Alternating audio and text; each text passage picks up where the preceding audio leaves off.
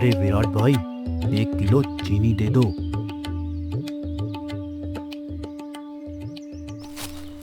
अरे भाई, चीनी के पैसे तो देते जाओ। अरे विराट भाई, अभी मेरे पास पैसों की थोड़ी कमी है। मैं तुम्हें कल शाम को पैसे दे दूंगा। और वैसे भी मैं कौन सा कहीं भागा जा रहा हूँ। ठीक है राहुल भाई, तुम कल पैसे दे देना, कोई बात नहीं।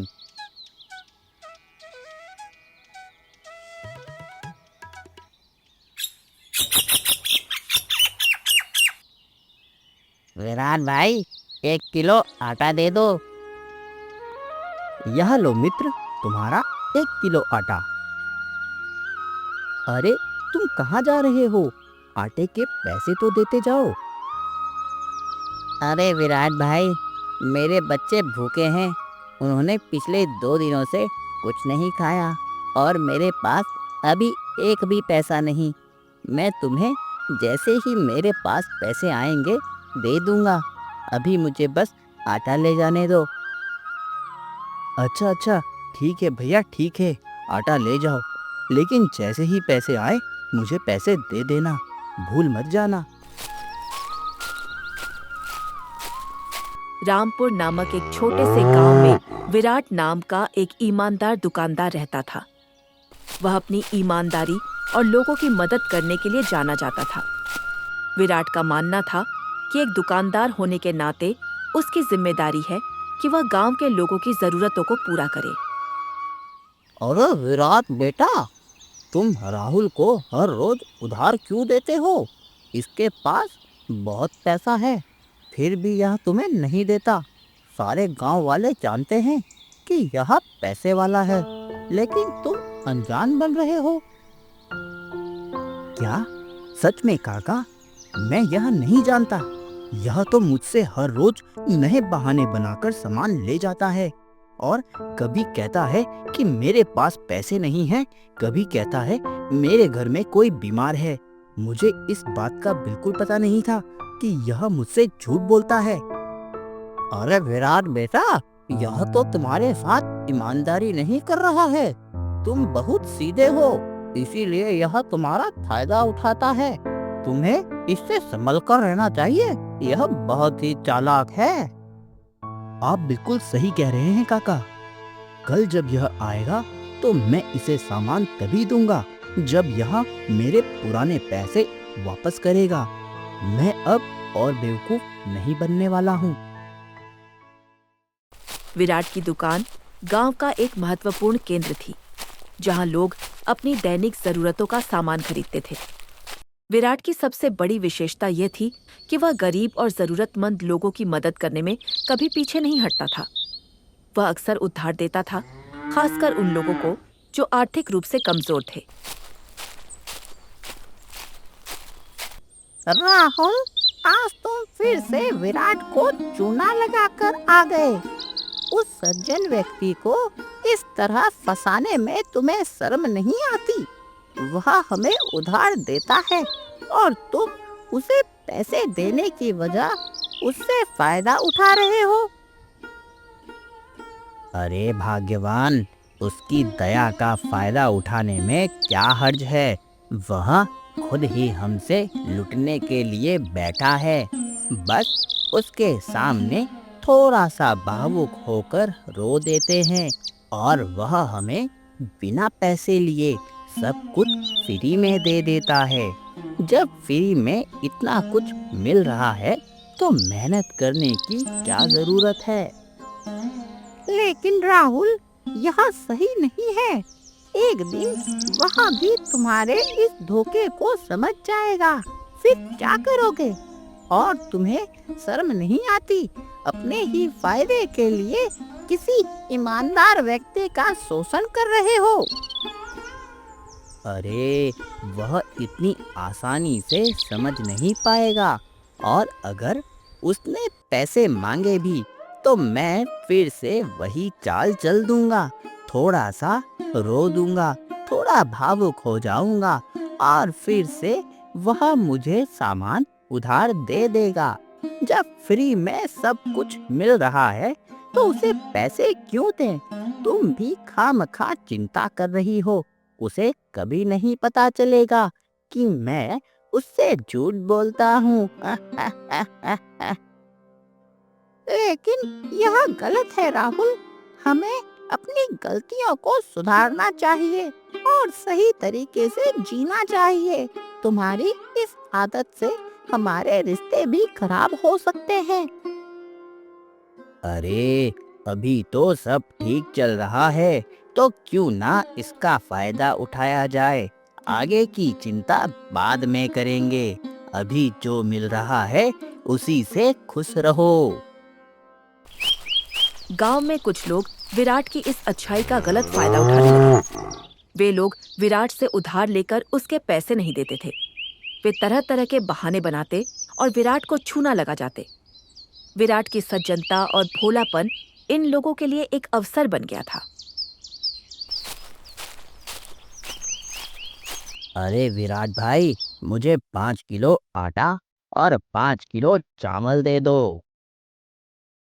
राहुल भाई, पहले मेरे पुराने पैसे दो, तब मैं तुम्हें नया सामान दूंगा। अरे, पैसे बाद में दे दूंगा, अभी तो मुझे सामान चाहिए। तुम बस मुझे 5 किलो चावल और 5 किलो आटा दे दो, मैं पैसे दे दूंगा। मैं कौन सा इस गांव को छोड़ कहीं भागा जा रहा हूँ। नहीं राहुल, नहीं, ऐसा नहीं चलेगा। तुम्हारे पास पैसे हैं, लेकिन तुम मुझे नहीं देते। पहले पुराने पैसे चुकाओ, तब मैं तुम्हें उधार दूंगा। मुझे तुम्हारे बारे में सब पता चल चुका है। तुम इतना सख्त क्यों हो रहे हो? तुम तो सभी को उधार देते हो, फिर मुझे क्यों नहीं? मैं किसी को भी उधार नहीं दूंगा जो मेरे पैसे नहीं देगा। तुम्हारी वजह से मेरी दुकान बंद नहीं हो जाएगी। अब तुम जाओ और पैसे लेकर आओ, तब ही मैं तुम्हें सामान दूंगा। नहीं तो मैं तुम्हें अब से कोई उधार नहीं देने वाला। ठीक है विराट, ठीक है, मैं तुम्हें देख लूंगा। मैंने भी तुम्हारी दुकान ना बंद करा दी तो मेरा नाम भी राहुल नहीं। अरे जाओ जाओ, मेरी दुकान बंद होगी या नहीं यह तो समय बताएगा, लेकिन मैं तुम्हें बिना पैसे एक सामान नहीं दूंगा। मेरी इस बात को तुम कान खोलकर अपने कानों में डाल लो और आइंदा मेरी दुकान पर तभी आना जब तुम मेरे पैसे लेकर आओगे। आज तुम खाली हाथ घर क्यों आए? विराट ने तुम्हें सामान नहीं दिया? हाँ, उसने मुझे सामान नहीं दिया। वह मुझसे बहुत गुस्से में बात कर रहा था और कह रहा था कि पहले मेरे पुराने पैसे चुकाओ, तभी नया सामान मिलेगा, नहीं तो मेरे लिए उसकी दुकान में कोई सामान नहीं है। मैंने तो तुमसे पहले ही कहा था, तुम्हारी चाल जिस दिन उसकी समझ में आ जाएगी, तुम दोनों का रिश्ता खराब हो जाएगा। अब तुमने क्या सोचा है? मैंने उससे कहा है मैं पैसे बाद में दे दूंगा, लेकिन उसने मेरी एक नहीं सुनी। वह आज बहुत ही ज्यादा अकड़ में बात कर रहा था। उसकी अकड़ तो ठिकाने लगानी ही होगी। अब तुम्हारी क्या योजना है? अब मैं उसे सबक सिखाऊंगा। वह मुझे इतना आसानी से नहीं बेवकूफ बना सकता। मैं उसे दिखाऊंगा कि मैं कौन हूँ। लेकिन राहुल, तुम्हें शांति से काम लेना चाहिए। किसी को नुकसान पहुंचाना सही नहीं है। तुम्हें चिंता करने की कोई जरूरत नहीं है। मैं जो भी करूँगा सोच समझ कर करूँगा।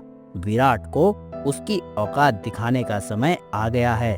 मैं उसे दिखाऊंगा कि मैं उसके बिना भी रह सकता हूँ और उसे भी दिखाऊंगा कि मेरी ताकत क्या है।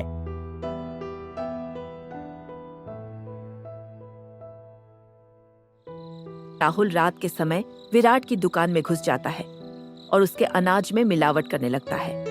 वह चुपचाप और सावधानी से काम करता है ताकि किसी को पता न चले। अनाज में मिलावट करने के बाद वह घर वापस आ जाता है और सो जाता है।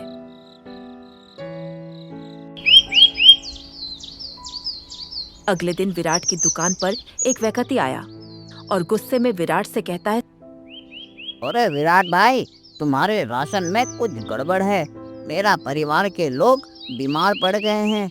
तुम्हें इसकी जिम्मेदारी लेनी होगी। यह आप क्या कह रहे हैं? मुझे इस बारे में कुछ नहीं पता। मुझे नहीं पता कि तुम्हारे परिवार को क्या हुआ है, लेकिन मैं तुम्हें विश्वास दिलाता हूँ कि मेरे राशन में कोई मिलावट नहीं है। मैं अपने राशन की गुणवत्ता का पूरा ध्यान रखता हूँ। हाँ हाँ भाई साहब, आप सही कह रहे हैं। मेरे परिवार के भी सभी लोग बीमार पड़े हैं। मैंने भी कल इन्हीं की दुकान से सामान लिया था।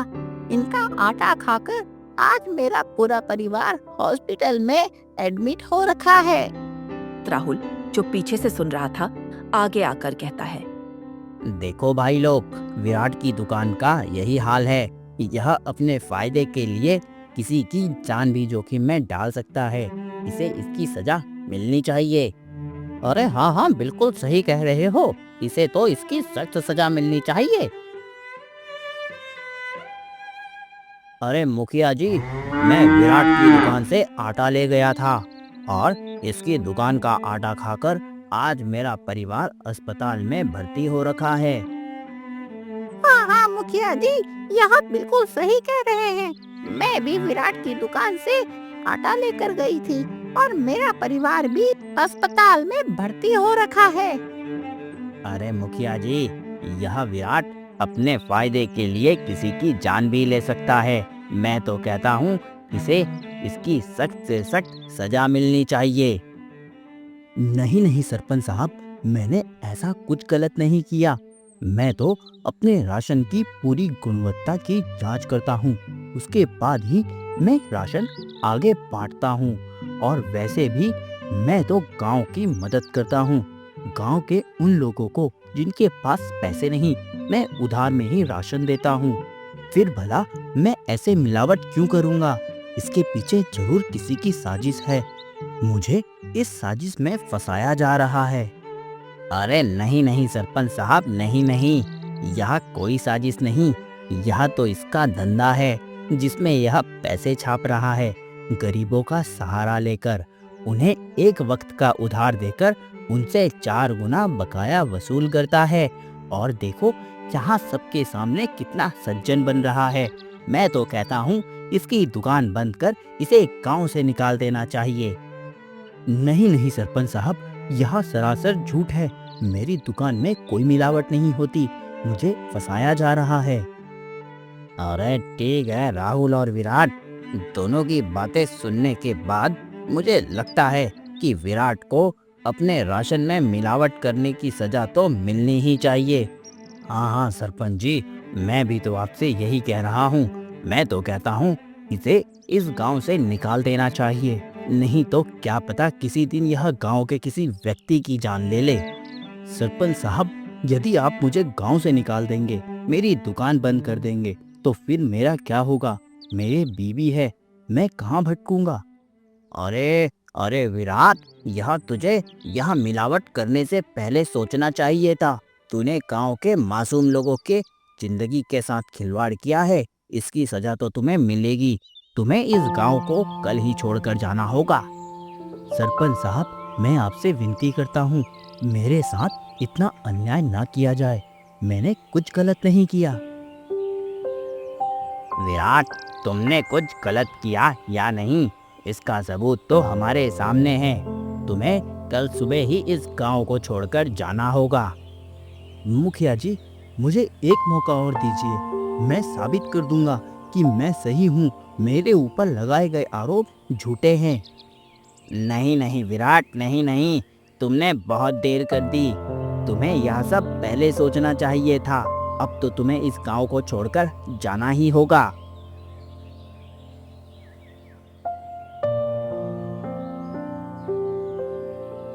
मैं नहीं चाहती थी कि हमें इस गांव को छोड़ना पड़े। हमने यहाँ इतने साल बिताए हैं और लोगों से प्यार किया है। अरे भाग्यवान, मैं भी नहीं चाहता था कि ऐसा हो, लेकिन लगता है कि अब हमारे लिए यहाँ रहना मुश्किल हो गया है। हमें एक नया जीवन शुरू करना होगा। मुझे उम्मीद है कि एक दिन मैं फिर से इस गांव में आ सकूंगा और लोगों की मदद करूंगा। यह सब क्या है? यह सब क्या हो गया? मैंने तो कभी सोचा नहीं था कि ऐसा भी होगा। आपने इतनी ईमानदारी के साथ इन गांव वालों की मदद की और उन्होंने इसका बदला आपसे इस प्रकार लिया। नहीं, यह गांव वालों की गलती नहीं है। इसमें जरूर किसी की साजिश है। मुझे तो लगता है मैंने राहुल को कल राशन देने से मना किया था। हो ना हो यह साजिश उसी की है। यदि आपको पता है कि यह साजिश उसी की है, तो फिर आप उसके लिए कुछ करते क्यों नहीं? आपको उसके खिलाफ कुछ करना चाहिए। मैं नहीं जानता कि यह कार्य उसी ने किया है या नहीं, लेकिन मुझे बस शक है। लेकिन मैं इसके खिलाफ कुछ न कुछ जरूर करूंगा। मैं सच का पता लगाऊंगा और दोषी को सजा दिलाऊंगा। मुझे उम्मीद है कि आप सच का पता लगा लेंगे और न्याय करेंगे। हमें अपने अधिकारों के लिए लड़ना होगा। विराट और उसकी पत्नी ने गांव छोड़ने की तैयारी की। हालांकि उनके लिए यह बहुत मुश्किल था। वे गांव के लोगों से प्यार करते थे और उनकी मदद करने की कोशिश करते थे, लेकिन अब उन्हें लगता था कि उनके लिए यहाँ रहना मुश्किल हो गया है। विराट और उसकी पत्नी ने अपने सामान को समेटा और गांव को अलविदा कह दिया। वे नहीं जानते थे कि आगे क्या होगा, लेकिन वे एक नए जीवन की शुरुआत करने के लिए तैयार थे। जैसे ही वे गांव से दूर चले गए, विराट ने पीछे मुड़कर देखा और कहा, अब तुम क्या करोगे? यहाँ तुम्हें कोई नया काम ढूंढना होगा। हमारा गुजारा कैसे चलेगा? मैं बहुत चिंतित हूँ। मैं भी यही सोच रहा हूँ। नया काम तो मुझे ढूंढना होगा, लेकिन मुझे अपनी दुकान के अलावा और कुछ नया आता भी नहीं। समझ नहीं आता कि मैं क्या काम करूँगा। मुझे एक विचार आया है। मुझे पराठे बनाने आते हैं और मैं बहुत ही अच्छे पराठे बनाती हूँ। मैं पराठे बनाऊंगी और तुम उन्हें बेचना। हमारे लिए यही सही रहेगा। हाँ, तुम सही कह रहे हो। यह एक अच्छा विचार है। तुम्हारे पराठे बहुत ही स्वादिष्ट होते हैं और लोग उन्हें जरूर पसंद करेंगे। मैं उन्हें बाजार में बेचूंगा और हम अपना गुजारा चला पाएंगे। हाँ हाँ, मैं पराठे बनाऊंगी और तुम उन्हें बेचना। हम साथ में काम करेंगे और अपना जीवन फिर से शुरू करेंगे। मैं तुम्हारे साथ हूँ और हम साथ में हर चुनौती का सामना कर सकते हैं। विराट की किस्मत से और भगवान के आशीर्वाद से उसका पराठे का ढाबा अब बहुत अच्छा चलने लगा। धीरे धीरे उसके पराठे के ढाबे में बहुत ज्यादा भीड़ एकजुट होने लगी और वह बहुत ज्यादा फेमस हो गया। एक दिन राहुल उसी रास्ते से गुजर रहा था। उसने देखा कि एक ढाबे में बहुत भीड़ लगी है। वह जल्दी से उस ढाबे में गया और देखा कि उस ढाबे को विराट चला रहा है। राहुल को यह देखकर बड़ा आश्चर्य हुआ कि विराट का ढाबा इतना फेमस हो गया है। अरे भाइयों, यहाँ इतनी भीड़ क्यों लगी है? क्या तुम सब लोग इस व्यक्ति को नहीं पहचानते?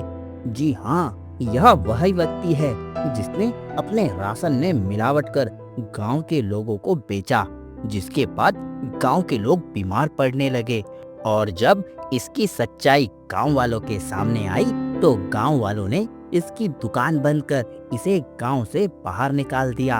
और तुम सब लोग इसी के हाथ के पराठे खा रहे हो ना हो यह तुम सबको भी अस्पताल में भर्ती करवा देगा। अरे, सभी को अपनी जान प्यारी है तो यहाँ से चले जाओ, नहीं तो हो सकता है कि तुम सब भी हॉस्पिटल में एडमिट हो जाओ। मैं तुम्हें सचेत करने आया हूँ ताकि तुम अपनी सेहत का ध्यान रख सको। राहुल की बातें सुनकर सभी ग्राहक पलक झपकते ही विराट की दुकान से गायब हो गए।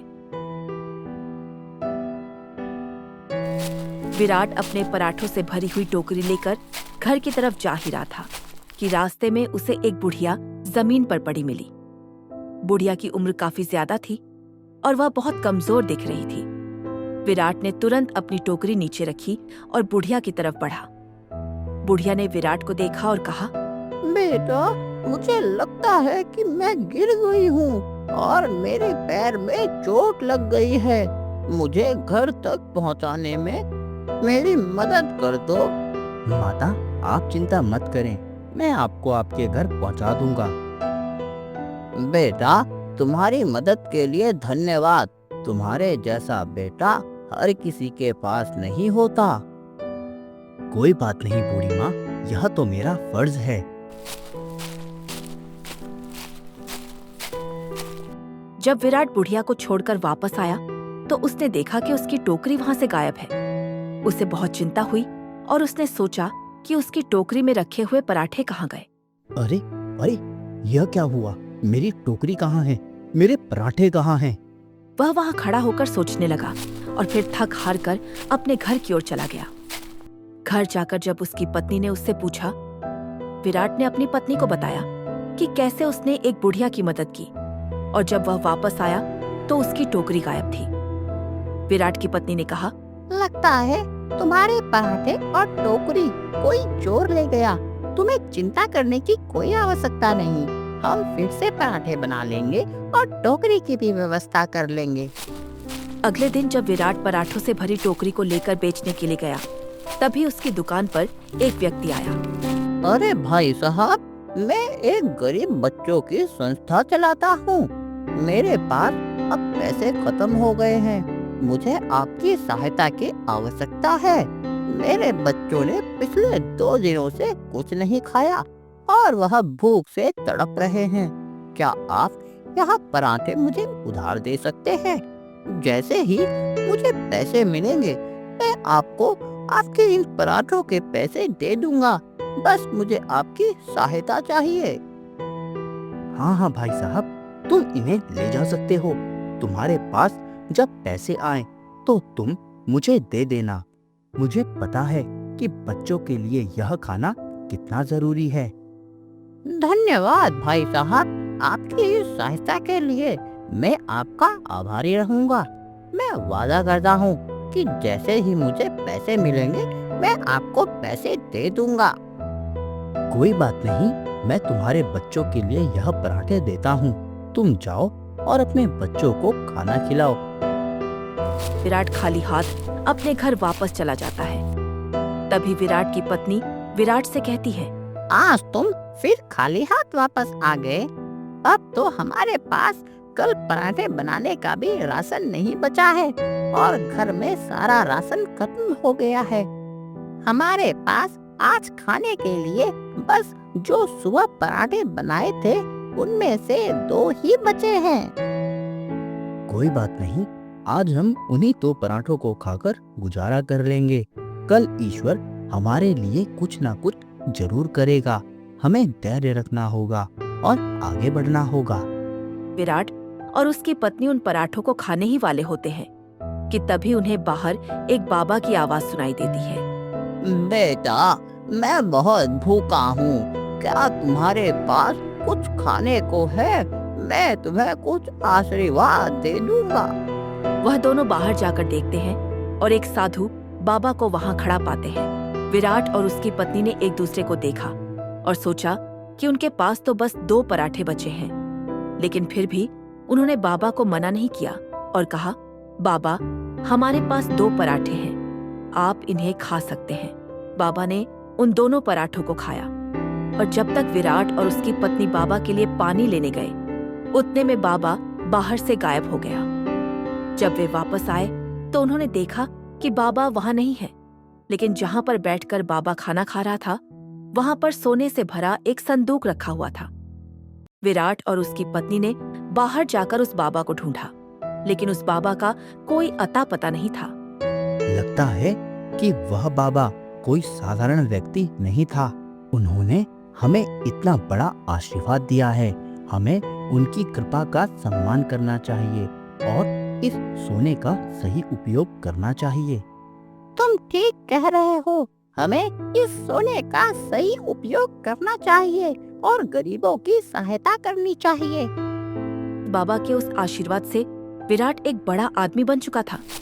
एक दिन विराट एक मार्ग से गुजर रहा था, तभी उसने रास्ते पर एक भिखारी को देखा।